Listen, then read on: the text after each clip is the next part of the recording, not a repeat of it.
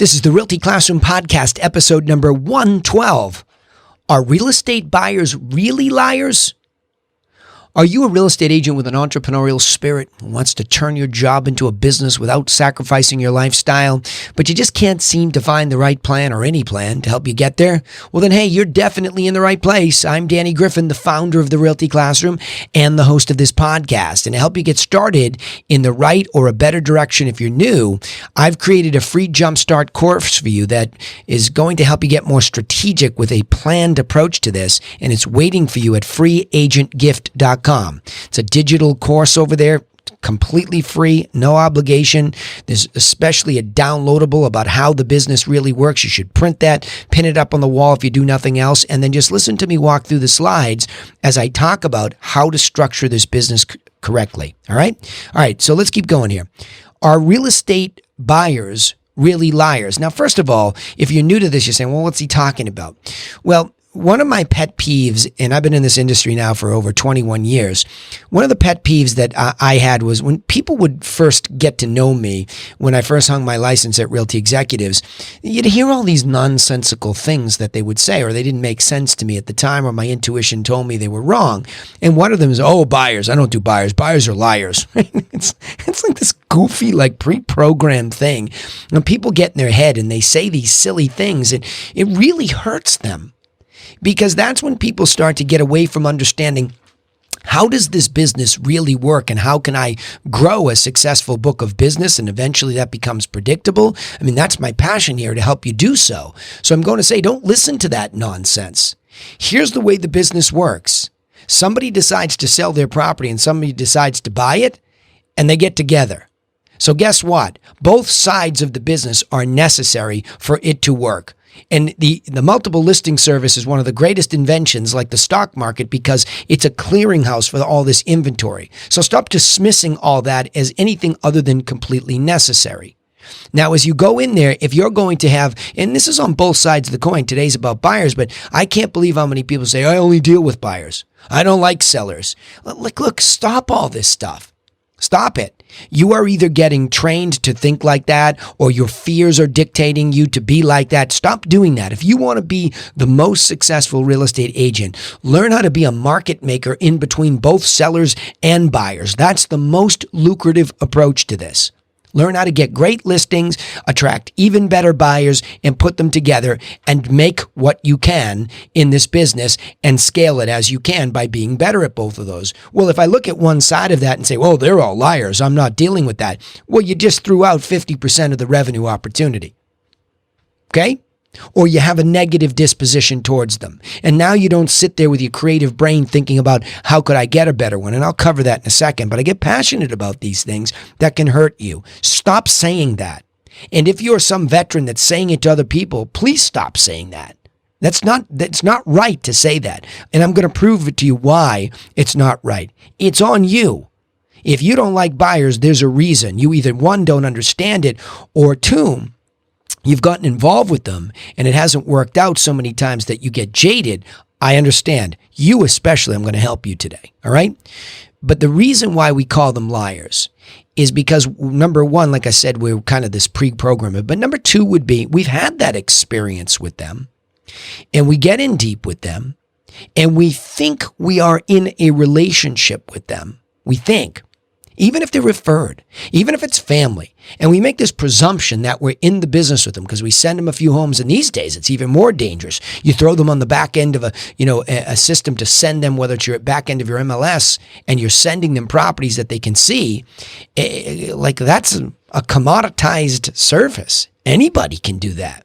So don't think just because you have them in there, you're in any kind of relationship. You're forgetting what business we're in. We're not in the provision of information business. Want me to prove that? Think Zillow, Redfin, Trulia, and all these companies that came out of nowhere to simply provide the consumer with an easier way to find properties. So if you think you're just going to jump in with those behemoths and compete that way, you're in big trouble, because those companies are trying to get people to use their app so that they can then subsequently farm these leads out to somebody else, not you. So you're not in relationship by just tacitly or lightly trying to give people information that everybody's trying to do the same. Okay? So don't get into that. Because when they quote unquote, here's the big thing that you'll say or you've heard, well, the buyer cheated on me. Well, if they cheated on you, that means you never properly entered into a relationship of trust that led to this relationship where they're not going to do that. And I'm talking about being able to do this without a buyer agency contract. See, I think that was the other thing. In the digital age, and the buyer agency thing kind of came on a little bit before that. We just presume because, I signed them to a buyer-client contract and I put them on MLS, that's what gets me loyalty. Well, that's a taker's mentality. See, when you do that, you're taking. You think you can just take that relationship and control it and, sort of from here to there, you'll put touches on them and you'll get the deal. Well, let me tell you how many times people cheat on that regardless of the contract because you didn't serve them. See where I'm going with this whole thing? You're not serving them. That's why they end up going elsewhere. It's not cheating. It's not. You don't have that kind of relationship. This isn't a marriage where somebody went out and cheated on the other person. You're not there yet. So even if you just have a contract, you're not there yet. So be careful of all that because I want to get up underneath, that fundamental problem of service and what we're not doing. We're not adding enough insight. We're not leading them to something that empowers them. In a relationship, the other party needs to be feeling empowered by you, served by you, right? Informed by you, getting your insights. All of that is all part and parcel, part of the service that we do, both for sellers and buyers, but especially buyers, right? So let's go to the next point, though. So you get it, right? You've been pre-programmed and you think you're in a relationship and you're not, and that's the fundamental issue here, why buyers end up quote-unquote lying, quote-unquote cheating, okay? So let's deal with it. How do you fix it? Well, the next point is the key to a better buyer starts with this concept of avatar. What is avatar? Right? Is it that movie with the blue guy or whatever? I didn't even watch the movie, so I don't know what I'm talking about. But I know the word avatar in a marketing context, and that means ideal profile of an ideal client or customer, generally. Okay? So I like that because for many, many years, I just might have been like you and said, well, where's the business going to take me? That's my avatar, somebody I can get paid by. Here we go again.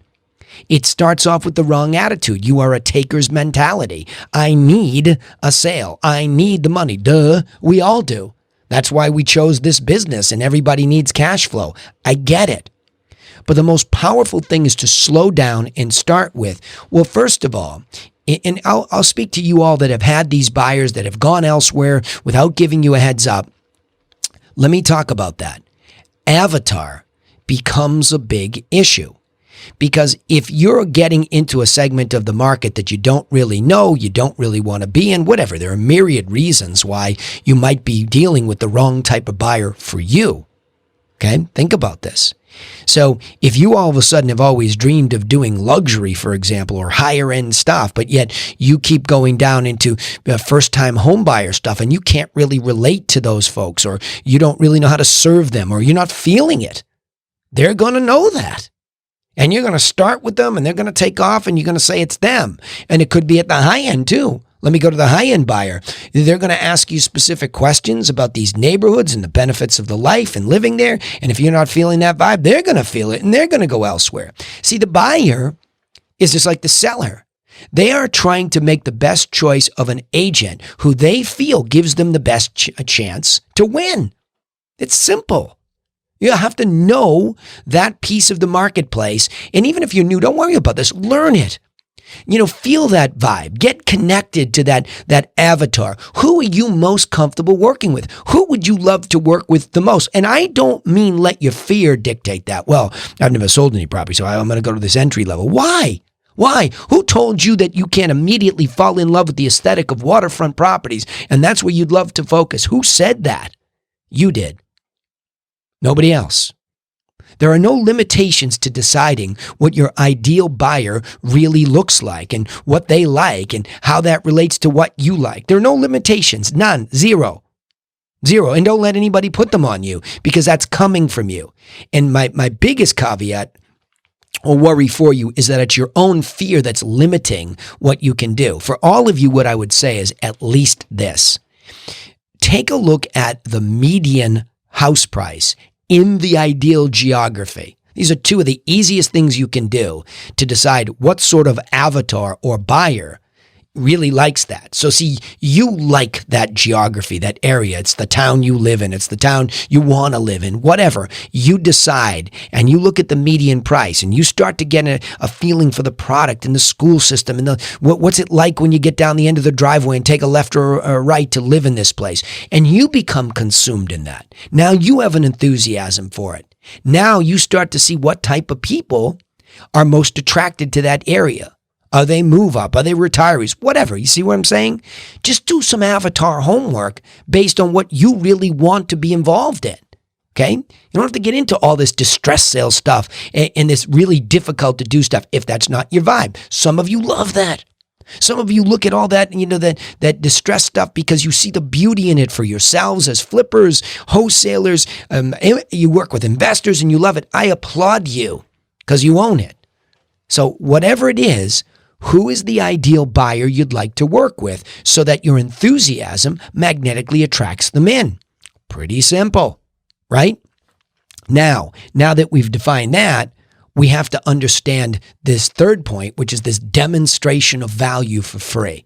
I know this drives everybody bananas when you say you have to give away your best stuff for free, but over time I've learned the distinction on what that means. And let me take you through some definitions that I use to help me understand it, number one, and number two, coach it. So the idea is we have this ideal avatar or buyer. So now we need, you would probably say for leads. That's what you'd probably say. What I would say is we need some contact information for people that fit that profile. It's a whole new world now. We talked about this in my mastermind this week. With my mastermind coaching members, we're starting to realize we have to be careful of the language we've become used to. A lead is a disposition, okay? It's what we don't know about that contact. See, really what we are involved in is accumulating contact information for human beings that have a real need to buy or sell. Hopefully you keep that inside the next 12 months so you're not chasing ghosts for 3-4 years before you do something that's more real about the next year because you're running a business, okay? That's just a little quick caveat there. So when you come in there, you have this ideal idea of this buyer and this area. And now you say, well, who are the contacts that I could find that might demonstrate a real need to buy, in this case, inside the next 12 months? Same thing with sellers, but to buy inside the next 12 months. And how could I demonstrate the value that I have so that I can begin to differentiate myself? How can I do that? So here we go with this. This is a real simple Einstein philosophy. We're riding along this relationship with this contact. So let's say you go out and buy a list. What you're buying is contact information. Hello? That's what you're doing. So you buy this list, or you have a lead gen company automatically generate a list, or you do it yourself, whatever. It's just contact information. But hopefully you've thought well enough of, are these the contacts that live in or want to buy in this case, buy in the area where I want to do business? And are they at least at that median price where I can begin to see the conglomeration of shares take place? Do I really have a viable business approach here? So now, I'm not going to get too much into sourcing. I will give you some examples of something that I do. Now, remember, when I sit here and do these podcasts, I am in the middle of having, shown several of my listings this week, and I'm going to talk about buyers. And you're going to be blown away when I tell you what happened on the buy side of my own book this very 24 hours while I was recording this, okay? But let me get to this first. I am cognizant of how to anytime, anywhere, any medium, any place, quickly demonstrate my value for free to the contact who has a disposition of lead. Let me give you my definition of that. A contact, when I first get it, no matter how I get it, has a disposition of lead, meaning I don't know if they have a real reason to buy inside the next 12 months. I don't know if on a scale of 1 to 10, their motivation has peaked and they're at a 10, and I've seen people say more than 10 because they're super hyper ready to go. So those for me are the criteria that defines a lead. Now, I've gotten much better at trying to focus at only getting contact information of buyers who are going to be in the general geography that I cover and in the general price range that I prefer. So I try to attract those types of contacts. And then we start to filter through the leads to see if we can identify those who have the real need inside the next 12 months and they're motivated. That's it. Pretty simple definition, but now I have that opportunity to demonstrate to them that I'm valuable or could be to them, or just flat out, why do I have to be attached to the outcome? Why do I have to be so attached to turn that disposition from lead to prospect? Now, a lot of people ask me, well, what do you use for a definition of prospect? That simply means that I have been able to, my team has been able to, my agents have been able to determine that there is a real reason to buy inside the next 12 months and that they are motivated to do it in the next 12 months. So we've decided to do that, but we have now done something. We have brought them some value. Maybe it's through an offer. Maybe that offer is just simply the dramatic demonstration and willingness to work for them for free. And they have accepted that in some form or fashion. In other words, relationship has begun. See, here's where we know how to get people, because we've gotten that better avatar and say, aha, that's the one. Let me give away some more insightful information for free. See, if I have a buyer, and this will lead into the sort of this bonus section of this call, where I try to look for as much direct contact with real buyers as I can. And I'll explain that in a second because it's going to hit you over the head like it's stupid straightforward. And some people are going to look, and you still do that with everything that you better believe. I know how to shorten the accordion and be in front of this real avatar as quickly as possible. And I know exactly what I'm going to say when I know I'm in front of them. Exactly. Right? Because I'm following a formulaic approach to value demonstration. So let me be specific. I know that I'm willing to give away my best stuff for free. I know that I am not attached to the outcome of having to have every buyer do business with me because I've been around it long enough where I know there are plenty of them.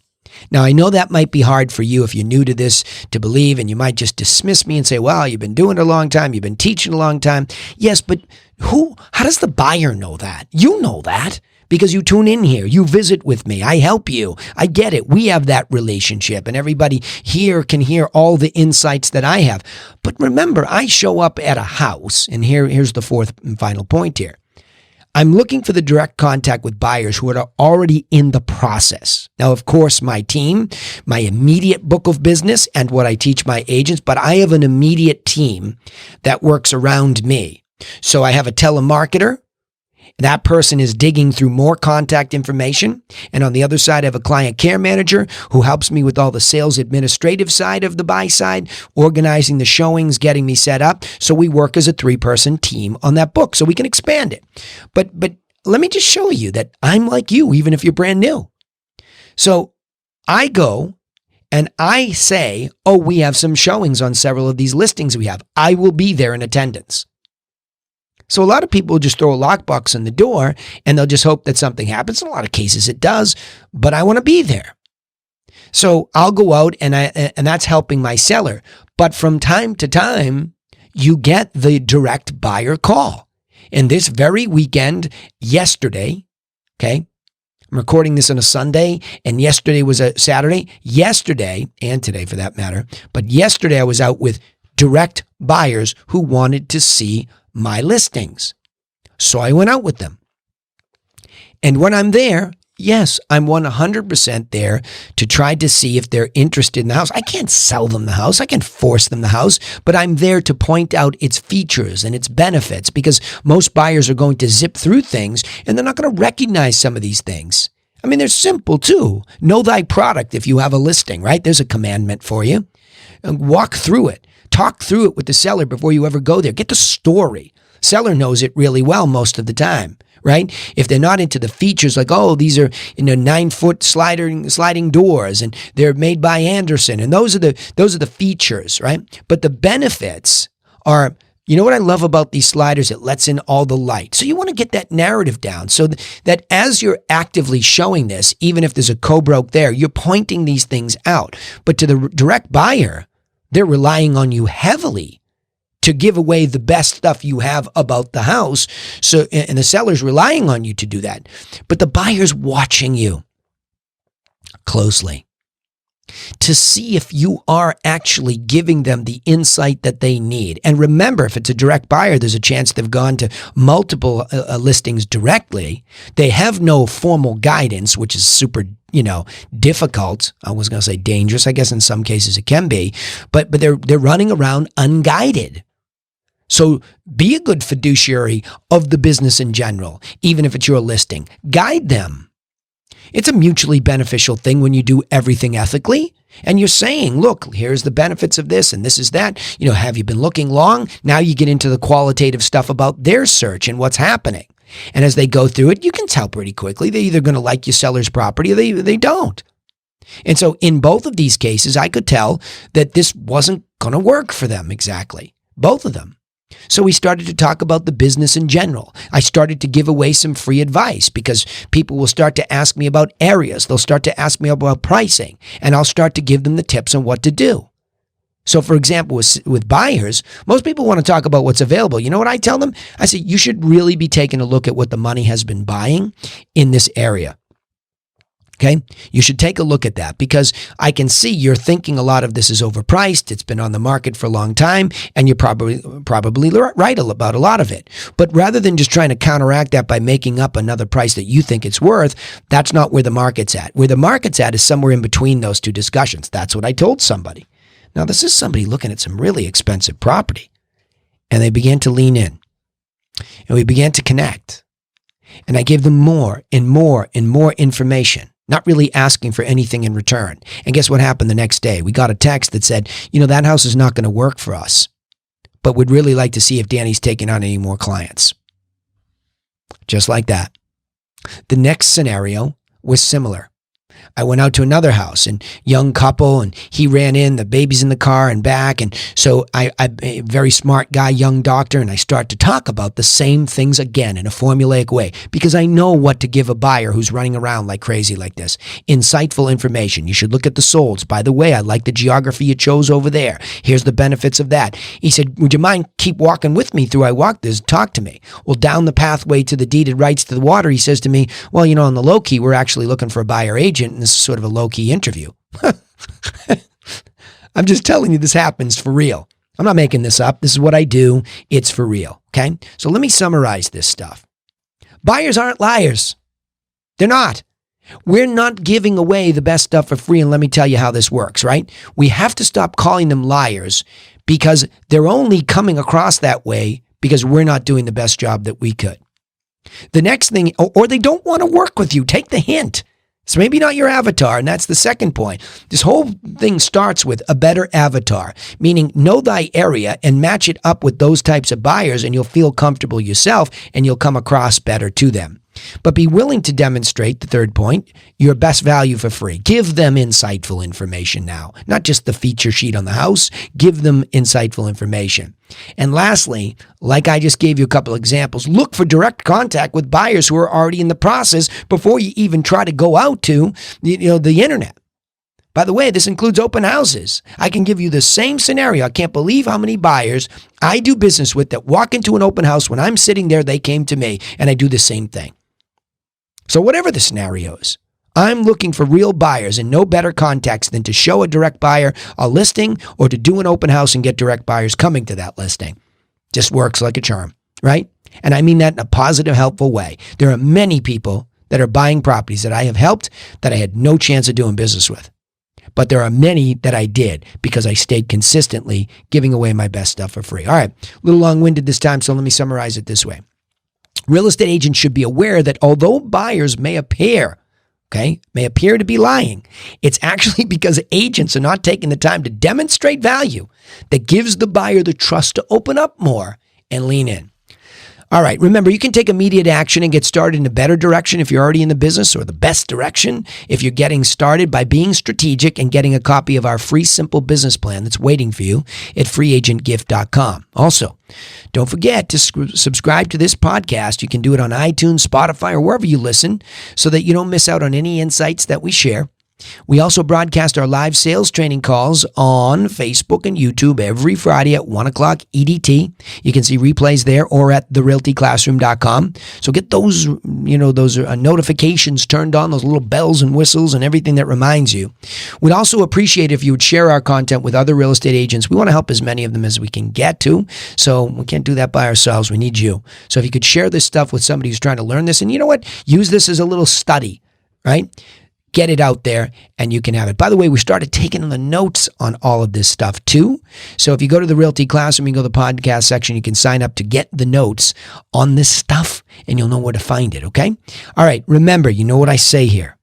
You know what I say. Nobody's coming for you. So go get to work on your own real estate business, and I'll see you in the next episode.